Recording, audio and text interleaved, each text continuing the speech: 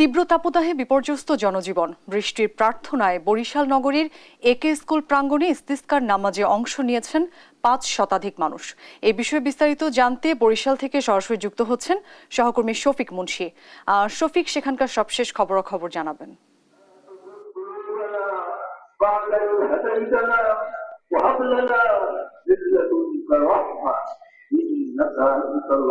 অরেন আপনি জানেন আসলে বরিশালে কিন্তু মৃদু তাপপ্রবাহ বয়ে যাচ্ছে কিছুদিন যাবত, এবং সর্বশেষ গতকাল কিন্তু বরিশালের তাপমাত্রা ছিল 38.8 ডিগ্রি সেলসিয়াস। তো এত গরম থেকে আসলে বাঁচতে বরিশালের সাধারণ যে মানুষজন তারা কিন্তু আজ সকালে ইস্তেগফার যে নামাজ আছে বৃষ্টির প্রার্থনায়, সেই নামাজ আসলে তারা শুরু করেছে, এবং নগরীর একে স্কুল প্রাঙ্গণে 9:10 আসলে কিন্তু এই নামাজ আসলে পড়ানো শুরু হয়। দর্শকরা কিন্তু দেখতে পাচ্ছেন নামাজ শেষে এখন কিন্তু মোনাজাত করা হচ্ছে।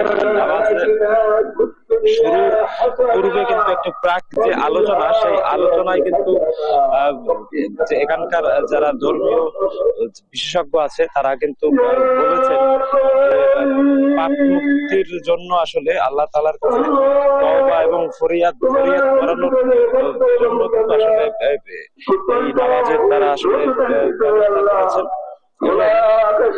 এই নামাজ শেষে কিন্তু এখন বেশ সবাই কান্না বিজড়িত কণ্ঠে মহান রব্বুল আলামিনের কাছে কিন্তু তারা কিন্তু ফরিয়াদ করছে যেন বৃষ্টি আসলে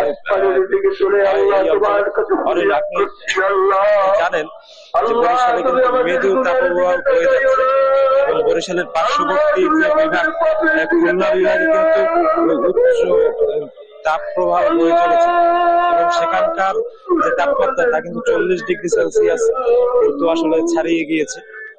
তো এরকম একটা পরিস্থিতিতে সারা দেশব্যাপী আসলে যে প্রার্থনা চলছে বৃষ্টির জন্য, বরিশালেও কিন্তু সেই একই ধারাবাহিকতায় আজকে নগরের একে স্কুল প্রাঙ্গণে প্রায় ৫ শতাধিক মানুষের উপস্থিতিতে এই নামাজ আসলে পরিচালনা করা হয়েছে, এবং সেখানে কিন্তু 2 রাকাত নামাজের পূর্বের যে আলোচনা, সেই আলোচনায় কিন্তু বিভিন্ন নবী রাসূলের সময়কার যে অলৌকিক কাহিনী আছে সেইগুলো আসলে বর্ণনা করা হয়েছে।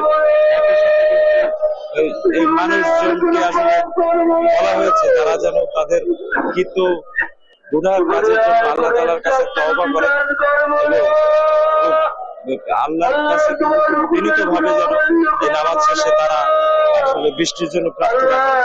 সেই ধারাবাহিকতার নামাজ শেষে আমরা যেটা এখন দেখতে পাচ্ছি যে সাধারণ মানুষ কতটা বিনয়ের সাথে আসলে অনেকেই এখানে আছেন যারা কিন্তু রীতিমতো আসলে কান্না বিগলিত কণ্ঠে আল্লাহ তাআলার কাছে আসলে বৃষ্টির জন্য ফরিয়াদ করে যাচ্ছে।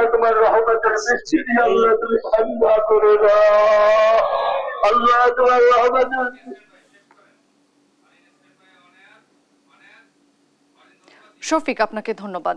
দর্শক, বরিশালে বৃষ্টির প্রার্থনায় ইস্তিসকার নামাজ আদায় করছেন মুসল্লিরা, সেখান থেকে যুক্ত ছিলেন আমাদের সহকর্মী।